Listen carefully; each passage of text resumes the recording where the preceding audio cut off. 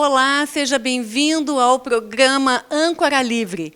O nosso entrevistado de hoje é o diretor-geral da ESA, Escola Superior de Advocacia da OAB-RS, Dr. Gerson Fischmann. Ele que é um educador, professor, advogado e estudioso do direito processual. Seja muito bem-vindo, Dr. Gerson. Bom dia, muito obrigado. É uma honra estar aqui para essa entrevista, para o nosso programa Âncora Livre. A Escola Superior de Advocacia recebe, então, esse momento com muita alegria para nós conversarmos, bater um papo, imagino, sobre as questões vinculadas à Escola Superior. Muito obrigada. E hoje vamos falar sobre o papel da escola na formação dos profissionais de direito, os desafios da advocacia em tempos de inteligência artificial e também sobre as perspectivas futuras da educação jurídica no Brasil. Dr. Gerson, qual é o real papel da ESA e a missão na sua gestão? Terezinha, é uma pergunta bem ampla, né? O papel da ESA, ela é uma formadora e capacitadora de advogados. Claro que nós temos eventos que muitas vezes alunos de faculdade também participam, mas o foco é a advocacia e muito voltado hoje para dois segmentos, a jovem advocacia e a advocacia chamada já do terceira idade, né, que são os idosos. Por quê?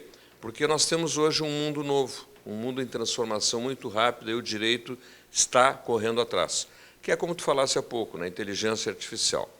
Ou seja, nós temos que capacitar a advocacia, e esse é um dos papéis primordiais da ESA, na questão desse manejo, né, que começa, por exemplo, com quebra de paradigma. Eu próprio comecei a minha atividade profissional trabalhando numa máquina de datilografia, Remington 22. E hoje lido com um processo eletrônico, computadores, né, e agora vem o IA, que os tribunais estão usando, a OAB também, o presidente Leonardo Lamacchia tem feito um trabalho de excelência junto à Comissão de Informática da OAB para, digamos assim, capacitar a advocacia, vamos levar para várias subseções.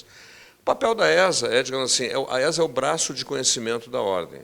A ESA está crescendo muito, nós assumimos em março desse ano, já tivemos inúmeros eventos aqui, temos uma gestão ainda por 2 anos, e estamos muito contentes, né? E temos, assim, uma vocação ampla.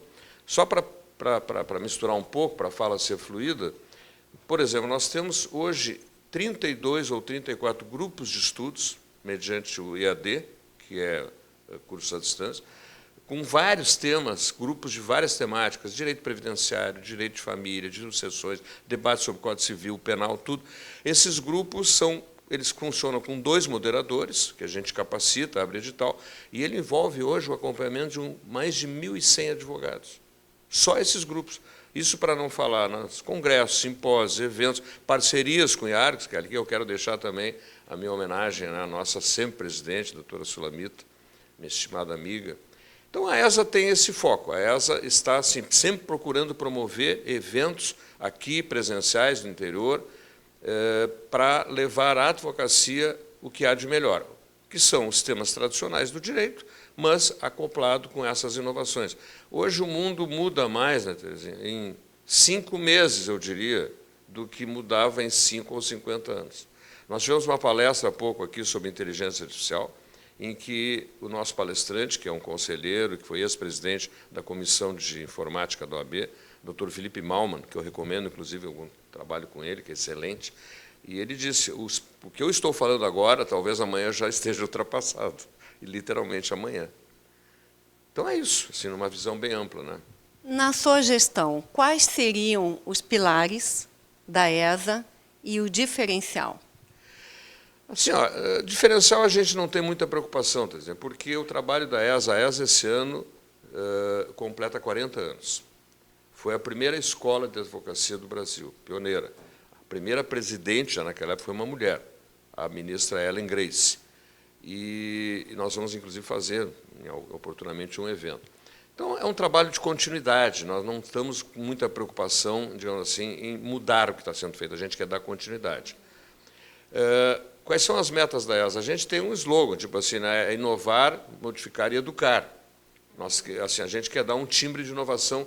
Por quê? Porque nós queremos realmente fazer, por exemplo, esse ano Nós fizemos na Cidade da Advocacia, que é um evento de amplamente sucesso, foi muito bom, uma mini feira do livro. Nós tivemos um espaço lá com colegas que lançaram obras ali, autografaram. Então, são coisas assim que a gente quer trazer. A ESA tem o tipo Summit também, em algum momento, fazer debates, ampliar, não só palestras formais, conversas com, inclusive, o direito hoje tem que ser encarado multidisciplinarmente. Então, nós precisamos ter conversas, diálogos com operadores do direito, do Ministério Público, do Tribunal, com assistentes sociais, psicólogos, jornalistas. É um todo, né? Conhecimento hoje não pode estar restrito à técnica, tem que ser mais amplo. O que mudou na prática na educação jurídica? Basicamente é o IAD, né? Então, assim, aquela forma tradicional que a gente até procura resgatar, porque a experiência mostra, eu sou analógico, né? Eu gosto do olho no olho, como nós estamos aqui. Mas a grande mudança foi realmente naquele momento em que isso se acentuou muito com a pandemia, quando entrou os cursos à distância, que hoje permitem, por exemplo, tem tudo, tem os ônus e bônus. Então, nós temos, por exemplo, cursos presenciais são muito ricos, porque aquele contato do professor com o aluno, ele está sentado, ele pergunta, levanta a mão, é uma interação, mas, por outro lado, o curso à distância, ele permite muita gente participar. Nós temos cursos aqui que tem gente que participa, inclusive, de fora do Brasil. Está morando no exterior, vai lá pelo YouTube, alguma coisa, e acompanha, né? Pelo Zoom. Então, é um universo imenso. Então, essa é uma grande paradigma de mudança. E agora, nós temos que começar a entender como que essa transmissão de conhecimento, junto com a inteligência artificial, porque ela veio como uma realidade. Não adianta eu dizer, eu sou contra ou a favor da inteligência artificial. Ela está aí. A questão é como saber usar, como é que... Então, nós queremos realmente, nos próximos 2 anos, trabalhar muito nessa ênfase. Mas a mudança, a meu sentir, e a ESA impactou... A ESA se manteve muito ativa durante o período da pandemia, por exemplo, né, por causa da possibilidade de fazer as aulas online, que nós mantemos ainda.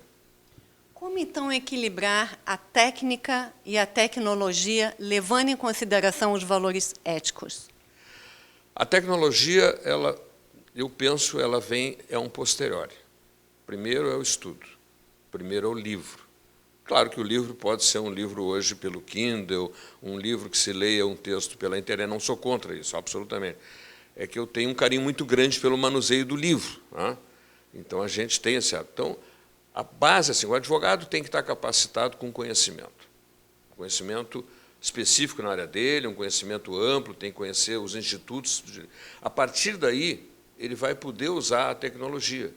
Então, ele não pode inverter, ele não pode ser um expertise em bytes, computadores, robótica e não saber a essência, né? Porque, é como eu digo, é como o cirurgião. Se ele não souber onde que ele tem que fazer a incisão, ele vai ficar olhando para o bisturi e não vai saber o que fazer. Então, tem que ter conteúdo, né? E aí entra um outro dado. Quer dizer, hoje a gente sabe que a inteligência artificial funciona muito, é o prompt. O prompt. Que eu até vou te confessar que há um tempo atrás, que é prompt. Eu nem sabia. Aí me explicaram e tal. E aí a gente vai, e a ESA tem procurado fazer isso. Quem é que pode fazer uma boa pergunta para a inteligência artificial? Quem tem conhecimento. Então, primeiro tem que ter o conhecimento. Porque se eu não sei o que perguntar, eu não vou obter resposta. Ou respostas que vão me desviar. Então, eu acho que dá para trabalhar com a tecnologia, mas a ciência jurídica tem que ser calcada no conhecimento, na leitura, no estudo, na busca de aprimoramento. E com isso, acredita que o cenário pode ser desafiador para os profissionais de direito, atualmente? Olha, cenário para operadores, para advogados, vou falar aqui como advogado, okay. A gente entra na faculdade e já começa o desafio. Sempre foi. E para os jovens advogados? É mais desafiador ainda. Por isso, porque o jovem hoje, quer dizer, nós temos um universo de ingresso no mercado de trabalho enorme. São centenas de cursos de toda ordem e o mercado não absorve todo mundo. Hoje, um jovem, vou falar bem claro, formado, ou ele tem acesso a um escritório que já está pronto, às vezes familiar e tal, ou ele vai trabalhar, às vezes, como empregado até, ou ele não tem como montar um escritório para ele no início da carreira. E o direito é uma profissão de maturidade um pouco longeva, não é do dia para a noite. Então, como é que esse jovem vai conseguir, né, esperar aquele tempo que ele vai ser reconhecido? Ele acaba ou migrando para um concurso público, que é também uma opção de carreira, cada um. Mas na advocacia, a gente está procurando também, inclusive, fazer esses canais, e vamos pensar num programa, que a ESA possa fazer parcerias com escritórios para colocar o jovem, nosso aluno, mas já formado, em alguma atividade dessa. Que mensagem o senhor poderia dar para o jovem advogado, quem está iniciando agora a sua carreira? Não esmoreça. Mantenha o foco. Claro que a gente sabe que aqueles que têm condições de se dedicar a estudo, fazer cursos de pós, fazer especializações, nós aqui na ESA temos parceria com a FMP, com a Universidade Federal do Rio Grande do Sul, com a PUC, a gente procura aprimorar. Então, quem tem condições, né, de fazer isso, que faça, que se aprimore, porque a base é o conhecimento. Eu falo pela minha experiência. Eu tive essa oportunidade quando jovem, procurei estudar bastante e até hoje eu vejo o quanto aquela base de conhecimento me permite ser o que sou. Mas a gente sabe que hoje o jovem também tem que se inserir logo no mercado de trabalho. Então, ele vai ter que lidar com essa realidade. E a ESA, por isso que eu digo assim, ele vai trabalhar o dia inteiro para sustentar a família e tal, mas vai chegar de noite, ele vai apertar um botão, vai ter um curso da ESA. Ele pode fazer. Né? Nós estamos trabalhando agora, Terezinha, já digo de antemão, numa plataforma nova, um portal amplo. Isso que eu gostaria de perguntar, sobre o novo portal do aluno, que é uma das novidades da gestão do Dr. Gerson. Poderia falar a respeito? Posso, assim, nós temos já um portal do aluno, a ESA já trabalha com isso. Nós fazemos curso, o aluno se inscreve por um link, ele recebe certificado, a gente bota card, folder, faz tudo. Mas nós buscamos, e o presidente Leonardo nos incentivou muito a isso, porque eu quero também de público dizer que assim, a diretoria da Ordem como um todo, a partir da pessoa do presidente Leonardo, tem dado muito apoio à ESA. A ESA tem sido colocada num patamar dos 3 pilares que compõem o sistema básico do AB. O próprio AB é uma instituição que tem a questão política, a questão das prerrogativas e tudo mais, a Caixa de Assistência, que faz um trabalho assistencialista, e a ESA fazendo esse tripé. Então, ela está num nível muito importante. Então, nós ficamos um trabalho, nós tivemos um grupo, eu criei um grupo de trabalho aqui, com alguns diretores, que por vários meses se debruçaram em pesquisas, falaram com outras concessões do país inteiro, em várias empresas, e nós temos agora um protótipo de um portal, que vai ser um portal muito bom, muito fácil, com toda a tecnologia. Estamos agora ultimando os detalhes de contratação para realizar isso, para ver se conseguimos lançar o início do ano que vem. E, na verdade, assim, é uma plataforma, né, onde lá vão estar. A nossa ideia é assim, todos os cursos gravados, presenciais, que o aluno clica ali e já acessa na autonomia. Ótimo. Então, como é que a tecnologia tem, inclusive, auxiliado na formação continuada dos advogados? Muito, não há dúvida nenhuma. O espectro de alcance dos advogados através da tecnologia é imenso. Né? Nós temos isso em todas as áreas. É óbvio, esses tempos, para ter uma ideia, né? E como é o meu primeiro ano aqui, e eu quero também deixar registrado um elogio a todos que me antecederam, inclusive a gestão anterior foi do professor Rolf, querido amigo de longa data, de excelência, então eu encontrei uma ESA muito bem organizada, mas a gente está querendo dar esses pulos a mais. Então, nós fizemos um evento aqui, há uns meses atrás, sobre letramento racial, online. E eu fiz a abertura, sempre que eu posso eu faço, né? E me surpreendeu, tinha 1.200 pessoas acompanhando, naquele momento, por causa da facilidade da pessoa estar na sua casa, no seu escritório, não sei o quê, abre uma tela de computador ou celular e acompanha. Isso era inviável antes. Uma outra novidade na gestão do Dr. Gerson é a aproximação da ESA das subseções do interior. Como tem acontecido isso? Nós criamos, claro, assim, com a pandemia houve essa ruptura forte, né, desestrutura e passou a se investir muito nos cursos chamados esses por EAD. Mas nós resolvemos criar um movimento, que, aliás, o nome é ESA em Movimento. Tá? É como se fosse ESA na estrada. Então, nós temos um projeto de irmos a determinadas subseções que centralizam, normalmente as maiores, têm mais estrutura. A gente sai, nós fizemos 2 já esse ano. Uma em Pelotas, a Costa Doce, onde tinha subseção, foi lá em Pelotas, mas tinha de Canguçu, tinha de São Lourenço, tinha de Rio Grande, o pessoal vai ali e reúne. Tá? A gente foi numa van, cedida pela Caixa, que eu também quero agradecer a presidente Neuza Bastos, muito gentil, levamos alguns palestrantes, o professor Bruno Miragem, algum diretor que fez, a doutora Diné, que fez uma palestra sobre inteligência artificial.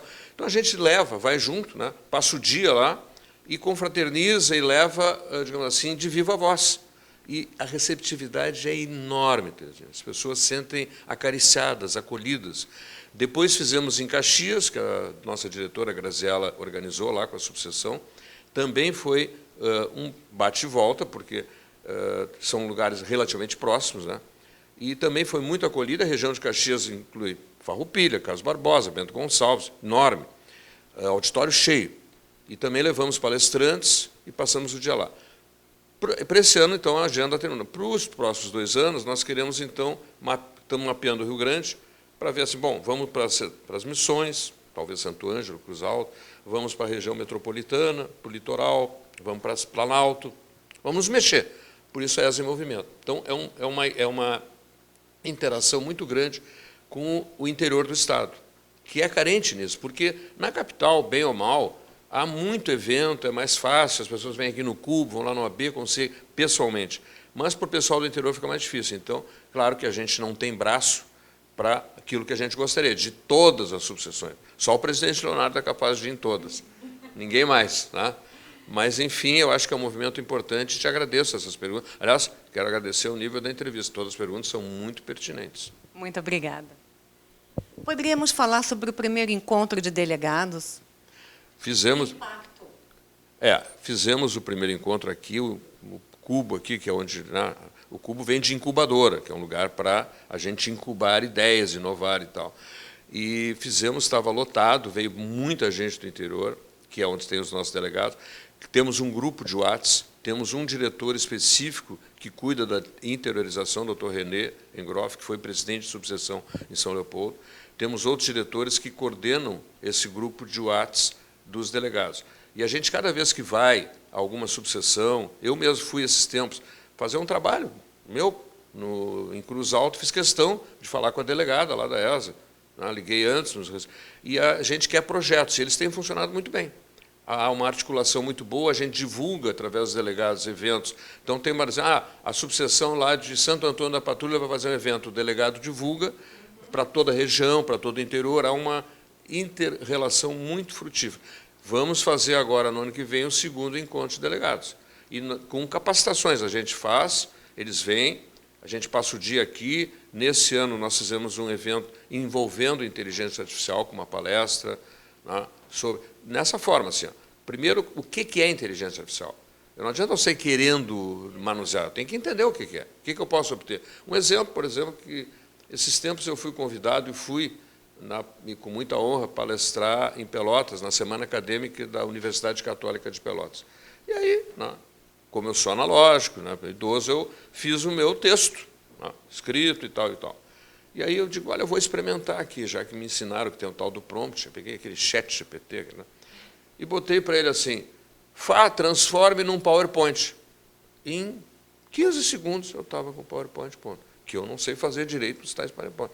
Então, assim, ó, como ferramenta, não substituindo a inteligência, não substituindo o estudo, não substituindo a escrita, mas como ferramenta, é muito útil, é muito útil. Ok, vamos para um breve intervalo e lembrando que o programa Âncora Livre conta com apoio institucional da PMPA, Associação dos Procuradores do Município de Porto Alegre, e também com a FMP, Fundação Escola Superior do Ministério Público. Já voltamos. Nós acreditamos na força da educação.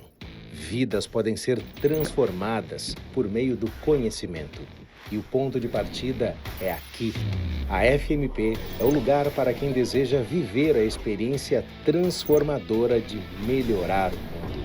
É um lugar de excelência, de oportunidades e ideais. E é o lugar do direito. O direito é na FMP e é para a vida. Seguindo com a entrevista com o Dr. Gerson Fischmann. Gostaria de saber, em relação à ESA, que tem ampliado os seus cursos agora para mediação e também uso de novas tecnologias. O que falar a respeito? Na verdade, Terezinha, nós estamos ampliando os cursos em todas as matérias possíveis. Tu colocaste especificamente a mediação, que é realmente uma das vertentes daquilo que se chama hoje as multiportas, ou seja, resolver conflitos fora do judiciário. Nós temos uma comissão de mediação na OAB, que é o Dr. Ricardo Ornelis. Ele sempre tem um curso, né, para a formação de mediadores. É um curso grande, nós estamos trabalhando com ele para viabilizar via ESA também. Tem seus custos, é claro, né, porque é de formação. E nós temos também, assim, nesses grupos de estudo que eu te falei, que são constantes, tem os grupos trabalhar sobre mediação, formar mediadores, né, incentivar a mediação, para que a gente possa resolver, ajudar a advocacia, ajudar a sociedade, em última análise, a resolver os conflitos de forma mais eficaz, né, de forma menos custosa, porque ainda há uma ideia, né, principalmente do advogado, e a gente tem que desmistificar isso, que, mas aí no litígio eu vou ganhar bons honorários.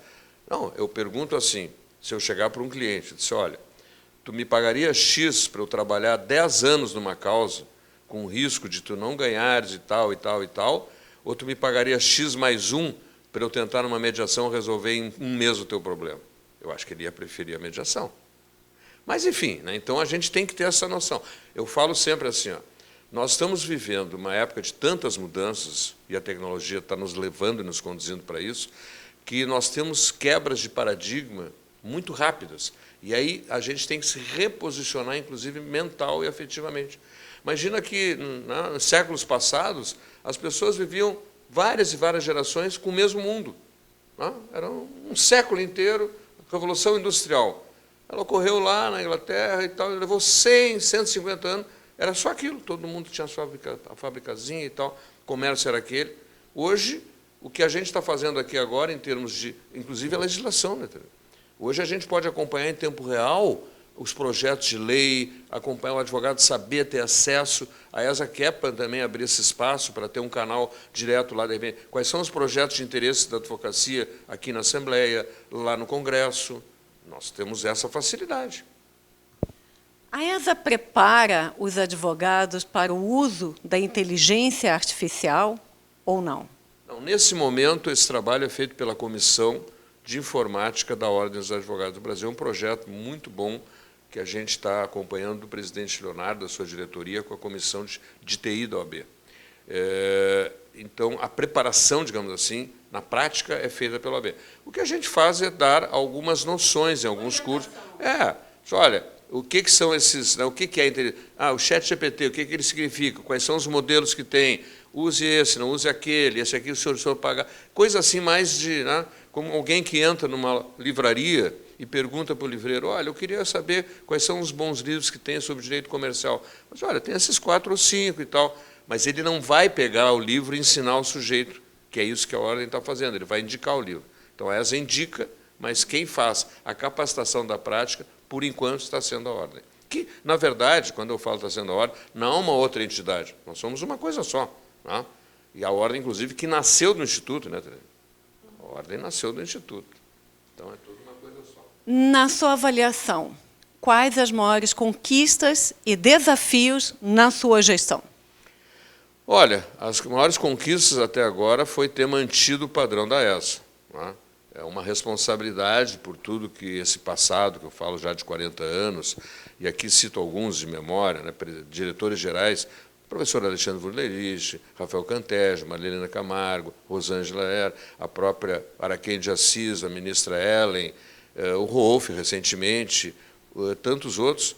Então, todo mundo deu a sua contribuição. Então, o maior desafio, como eu diria assim, é manter a qualidade.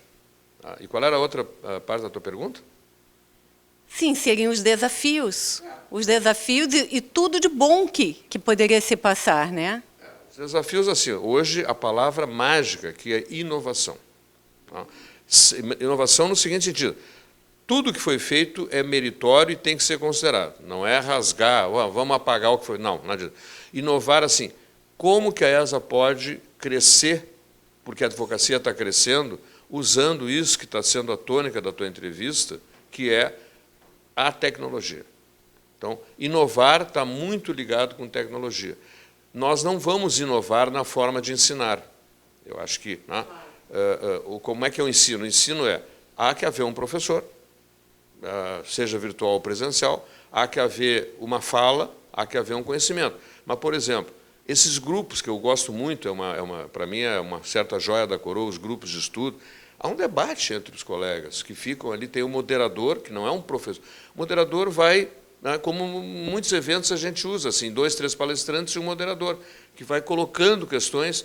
E essa forma, que, digamos assim, mais ativa de aprender, não é aquele aluno tradicional que fica sentado, ouvindo. Até porque lá pelas tantas você não aguenta mais ouvir. Então, a gente tem procurado, por exemplo, fazer palestras limitadas, 15 a 20 minutos, que é o limite, né, com 2 ou 3 palestrantes, e usar essa forma assim, de uma participação mais ativa, quer dizer, uma participação do aluno. Inclusive, quando é por EAD, com o uso do chat, vai perguntando, vai...